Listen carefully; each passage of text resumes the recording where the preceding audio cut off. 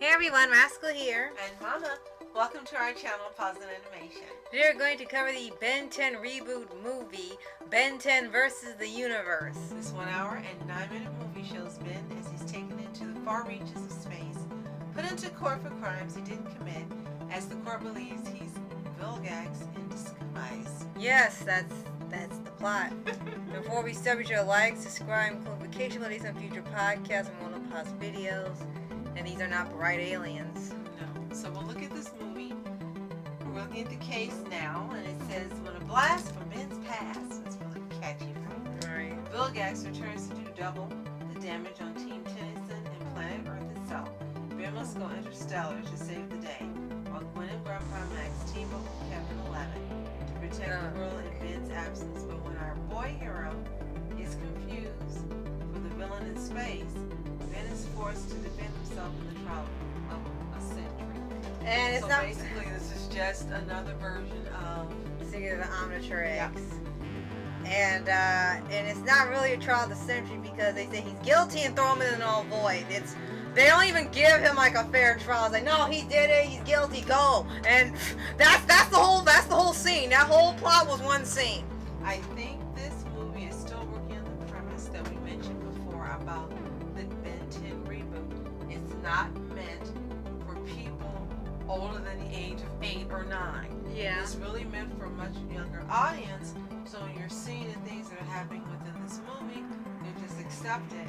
You won't think about it. You won't compare it to Secret of the Omnitrix. You won't be thinking of other movies and parts of the series it's borrowed from.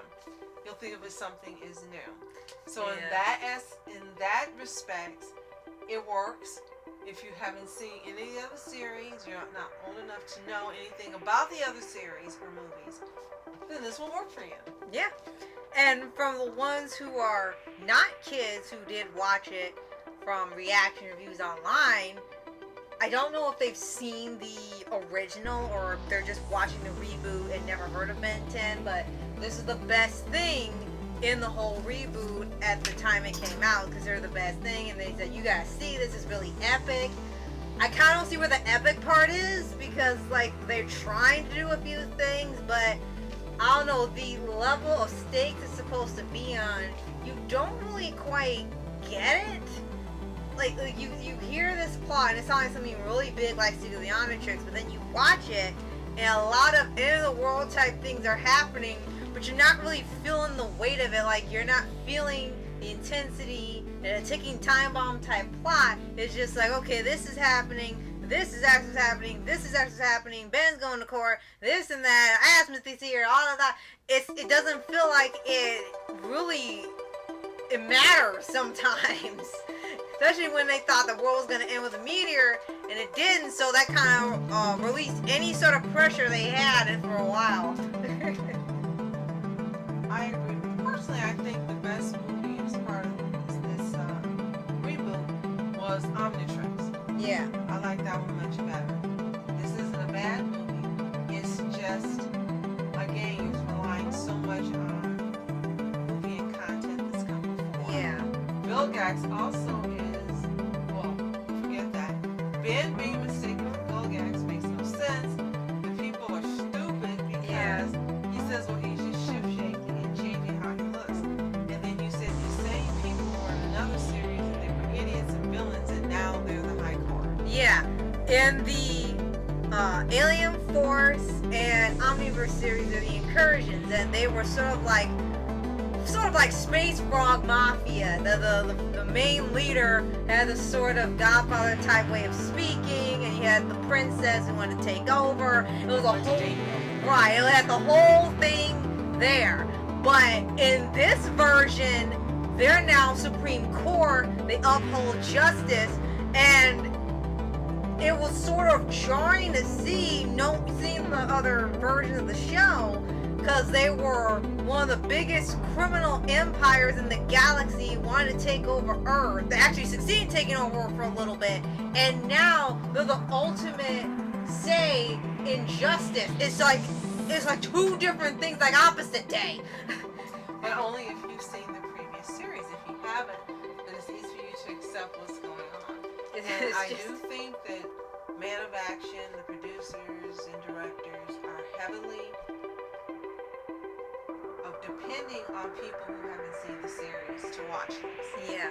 And I'm not sure why they decided to go in that direction. Maybe it's for merchandising and toys. Part of it, yeah. But for those of us who have seen the other series, it's like, okay, this is what we know. You're asking us to accept this. Now, we do know in anime it's done all the time. They'll take the movie, making them new stories, plot lines, making and so forth.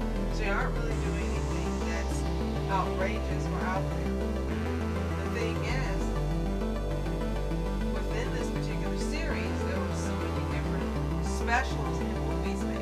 Yes. And again, each one of them relied on content that had come prior to other movies that they were borrowing from and building a story from. Right. So for those of us who would be building this content and watch this, it's like, okay, this movie isn't bad, but you just took this from this movie and you're expecting us to forget that these people are criminals, and you expect us to believe that these people took Ben for Vilgax, which is impossible, and then you've got Tetrax, who's a villain. Yeah. You got so many different things going on in here that have been changed from the original franchise, original series. Right. Now, I do know you mentioned they want you to see each universe now as, each series as a different universe, not connected. Yeah.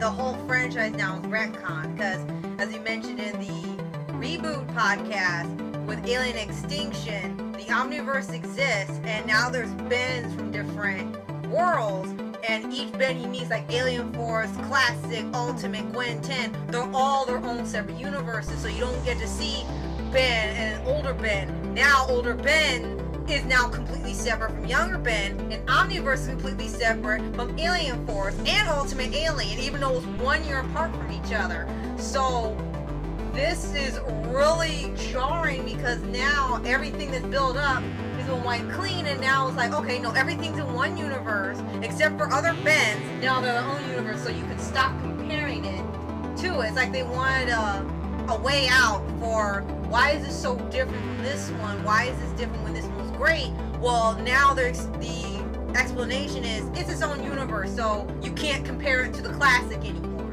even though it's identified as a reboot when they show it on TV. Right. And that's what we think of when we watch it. Now, what does work in this movie, animation is good. It's still good, yeah. It's still on par with the rest of the Reboot series. Right. Ben and Gwen are still getting along great, like brother and sister. Grandpa Max has not been taken out. Right, true. And Ben saves the universe. Right. And they do bring in Azimuth, and this is his only appearance in the whole series. And it's still a little gray area on what happened with him. Azimuth is actually worse in here than he is in the other one. Like, yes, he was cranky, he was a little self-absorbed, he had an ego, all that is canon. But one thing they really do in this reboot a lot is that they make the heroes either villains or they give up very easily. And with Azimuth, one thing they did actually a great idea was Vilgax was a protege of Azimuth, and he helped make the Omnitrix, and he wanted to use the Omnitrix to rule the galaxy, but he didn't know it. And that was actually a great idea. That was actually something that could be appealing. But then they messed up after they showed how Vilgax got into the Omnitrix, and then Azimuth, I guess, was shown ashamed. He ran off into the null void, and he's missed everything that's happened. He wanted his Omnitrix back, didn't care what happened to the universe.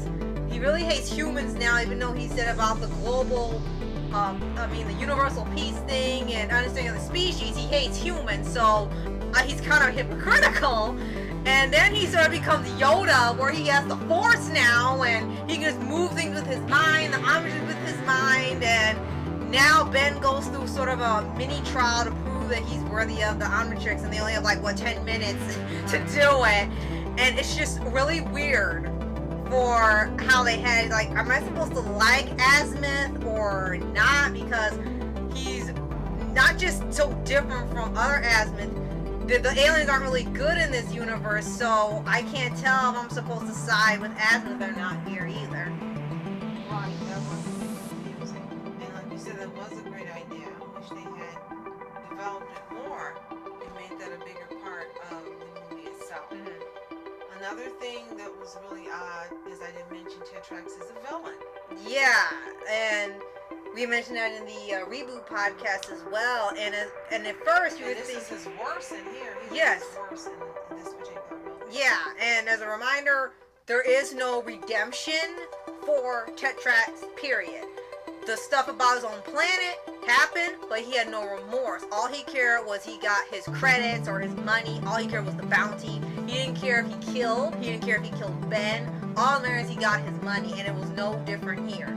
And whether it helped Ben or not in the end, it didn't matter to him. All he cared was for himself, and he even set up footage from another episode. You don't know how he filmed it. He wasn't even in it. Where Ben transformed into Vilgax, not knowing that was Vilgax, to show that was proof he was Vilgax in disguise. And it's kind of bad to see this character who went through a whole redemption is now just irredeemable. He's just a bad guy through and through, and he framed somebody on purpose to get his money.